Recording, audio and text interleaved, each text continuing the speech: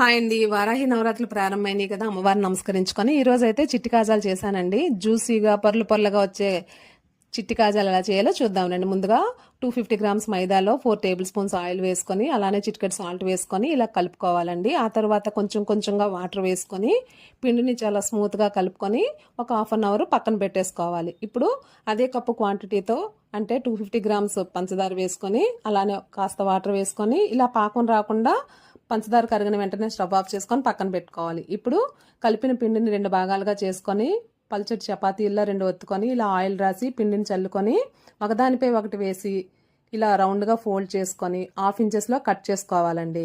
ఇప్పుడు ఒక వేలుతో ఇలా ప్రెస్ చేస్తూ వీటన్నిటిని పక్కన పెట్టుకోవాలి. డీప్ ఫ్రైకి సరిపడా ఆయిల్ వేసుకొని మరిగాక సిమ్లో పెట్టుకొని ఇలా ఒకదాని తర్వాత ఒకటి ఇలా వేయించేసుకొని తీసి పాకంలో వేసుకుంటే చిట్టి కాజాలు రెడీ అయిపోతాయండి.